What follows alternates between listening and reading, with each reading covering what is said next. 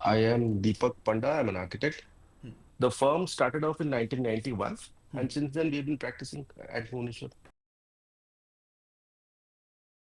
Their basic purpose was they will kind of empower these villagers and give facilities to such an extent that there will be no exodus or migration happening from the villages to the nearby cities, which has been happening in our country or in our state, in our country, rampantly happening because of lack of facilities and lack of opportunities. So JSW wanted us to kind of do a study on that and suggest as to what all ways and means to be developed so that villages don't travel to the cities. And in terms of employment, yes, JSW had promised them some kind of employment, but just employment will not make them stay in those villages and serve the uh, companies also. Look, the first thing which should happen is a villager staying in an very, very remote location should feel that he is part of this country. His contribution is also immense, and he should not feel left out. By that, I mean he should be proud of the way he is, the place where he is, and he has access to all the modern amenities which are happening in this world. Like with the digitization happening and with TV coming into all households in the country and with electricity touching all our households, people have access to the best of information system which they have. Now, if we can empower and if we can kind of impart such education to our villagers, saying that you as an individual have a major contribution in building up this country in whatever you are doing, and if we can somehow make them not left out from the urbanization, the so-called urbanization, which I mean, uh, you have access to digitization, you have access to IT, so you want to do anything, you can do it from your village, from your home. If somehow we can give them that a sense of social security and a sense of belongingness to this country, so the exodus which is happening today will not happen. I will I'll be more comfortable staying in my village and doing the kind of work which I want to do rather than getting into an urban area, struggling to get a house, struggling to commute between two areas, struggling to stay in an environment which is polluted, where the AQI levels are pretty high. So I'm happy with my village. Under a tree, I can do the kind of work which I want to do. So that is going to kind of reduce to a larger extent migration which is happening today from the villages to the uh, and then employment and employability and educating our young mass is an important thing which has to happen. Each village or each settlement or each unit has something to sell, some unique proposition which they have, and if you can capture that, try and kind of uh, retain that, then the villages are happy.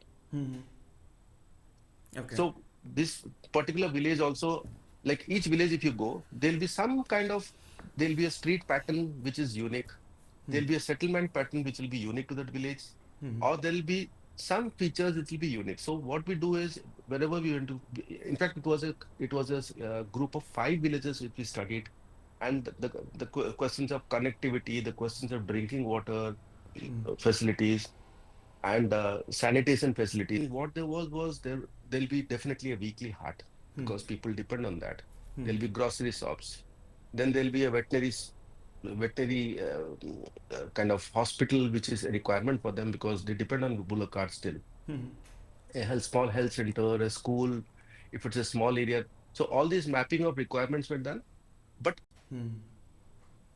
if there is a small problem in the village, the local health centers were not functioning properly, or they were not empowered nicely. So they will have to depend on the city health centers or the private facilities available.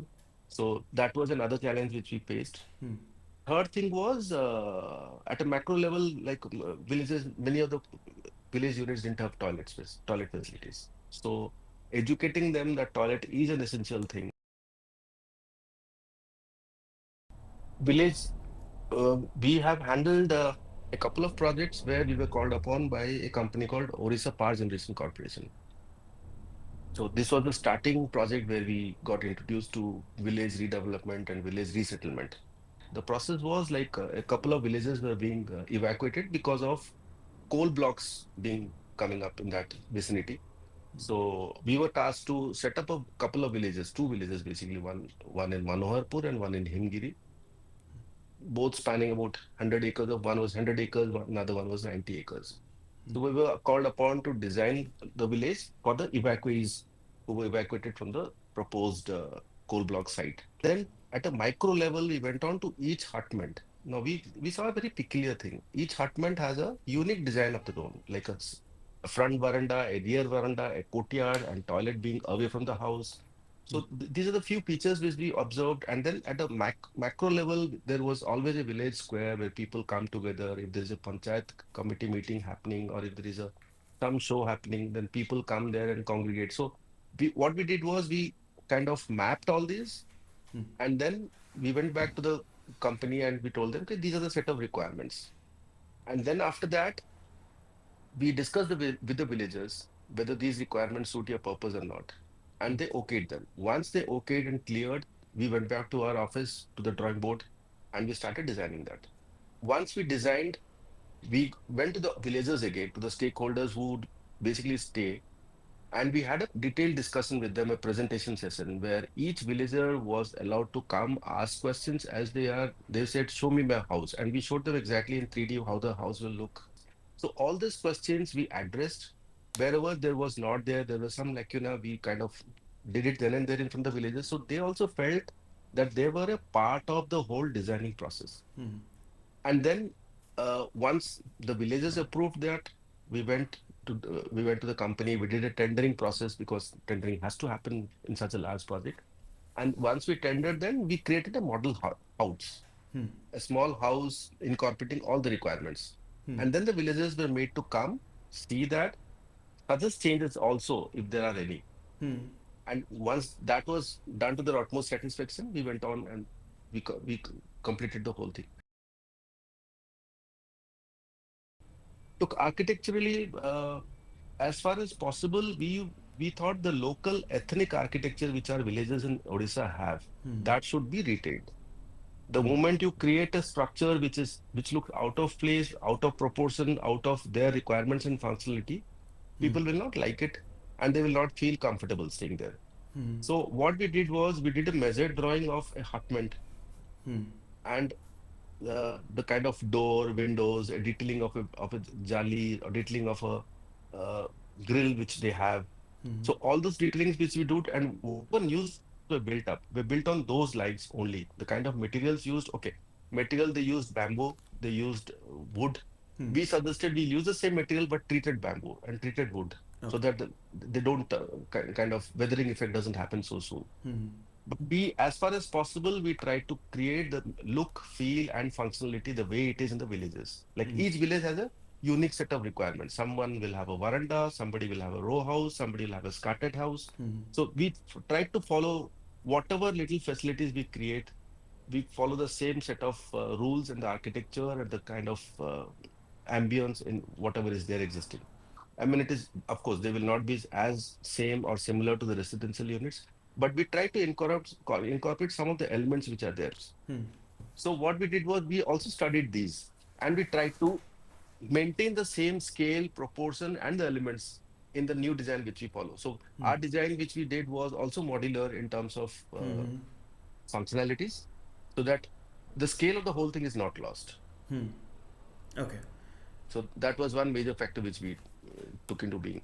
And then in terms of planting of trees, creating sculptures, giving that local ethnic feel, all that we did a research as to what all elements are going to render such features. So all these were also incorporated in our design. Look, the challenges were when you go into these villages, people feel that these people have come, they have been sent by the industries to study, give them a report, and they feel that we'll be uprooted. Okay. Yeah. So initially, when you go there, they become hostile. They don't cooperate. They don't answer your questions. They don't look at you. So once they understand what your purpose is, that it's for their development or for their betterment that we have come to this village to do a study, then they kind of slowly open out. After it was executed, it came out as a model village resettlement area, and Odisha government started following the same parameters in all the redevelopment areas. Yeah, government had a few set of guidelines in terms of what should be the plot size, what should be the Hmm. building Hmm. size, so that the cost is fixed and the plot is also fixed. Hmm. Plot used to be one tenth of an acre for each household, Hmm. Hmm. and the building was about 800 square feet. But when once we intervened and then we introduced a courtyard in that, Hmm. so the plot size, the building size naturally went up. Yeah. So we prepared a set of guidelines for the government Hmm. to kind of do it a benchmark. Hmm. Hmm. This sort of served as a benchmark for the government Yep. redevelopment which Yep. to come up. Yeah. So Because. whichever industry Hmm. was coming to Bhubaneswar or to Odisha to set up the shop or factory here or industry, they were asked to go and have a look at that Hmm. village redevelopment area. Hmm. So once that became a benchmark, the industries tried to improve upon that. Yep. So eventually, companies or industries ended up spending more, giving more facilities. But the basic parameter of satisfying the resettled villagers was taken care of. Yes, definitely it will. It will help. Like work from home culture, which started after just Hmm. after COVID. Hmm. So work from a village should be the whole thing now, Hmm. because distance has hardly mattered today. It Yep. doesn't matter where you are and what where Hmm. you're working from. So say if an engineer can go back to his village and deliver from his village whatever is needed of him, Hmm. and yet stay in his cozy village under a tree, on a sitting on a veranda, Hmm. or sitting on a village on a riverbed and working. So Hmm. that's what the dream. That's what I would say would be the dream of our countrymen to think of. Hmm.